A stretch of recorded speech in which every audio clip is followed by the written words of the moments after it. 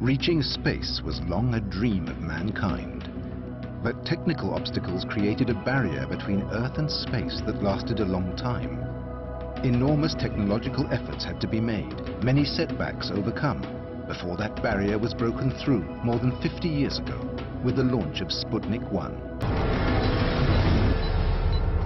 Today, space is no longer a remote place. What seemed vast and empty has become crowded as space activities expand. 4,600 successful launches have taken place so far. They've carried more than 6,100 satellites.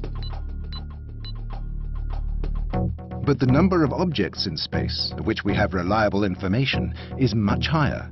Today, 13,000 objects are regularly tracked by the US Space Surveillance Network. This is a powerful network of radar and telescope sensors across the globe.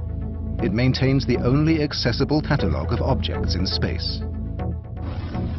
The 13,000 objects largely consist of fragments of satellites and rocket bodies. Almost 7,000 large fragments, generated by about 250 breakups and collisions, are currently registered in the US catalogue. Moreover, 1,800 rocket upper stages and about 1,000 additional objects released in the course of missions are still in space today. All in all, only 3,300 of these objects are satellites. And of those, less than 800 are still working. That's just 6% of the known objects in space.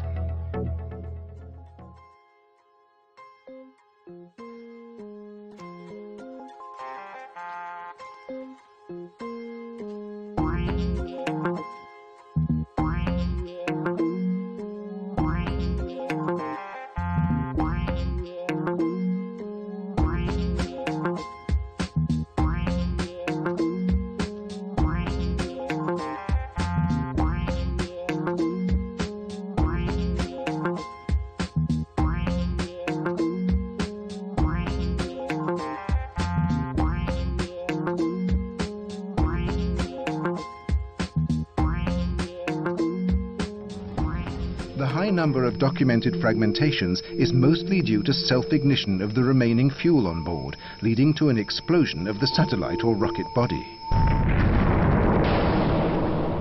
Now, here's what they want you to believe, and even go as far as to call it fact.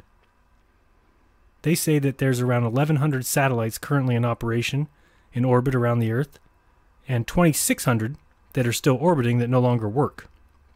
And they just stay in their perfect orbit, even though they should be sucked down into the Earth, and the ones that do start to fall, well, they move the others so that they can make room for the one that's falling. It is, of course, comical. To those who have succumbed to the new world of indoctrination, it is reality. This is not for them. It's to those who still have minds and brains, because all it really takes is some thought to realize the lies. First of all, is anything free? Think of the things out there in the materialistic world. What's free? Not a lot. It's actually pretty rare that you would get something for free. But think now of that satellite dish on your roof. The attitude of the public towards authority figures has also changed. We have been lied to so often by authority figures, whether they're academics, whether they're big corporations, whether they're governments, whether they're religious figures. We've been lied to so often by them that there is rightly and properly a deep skepticism towards argument from authority. If an individual says, I have the authority and I just know what the facts are, people don't believe that anymore, and that's healthy.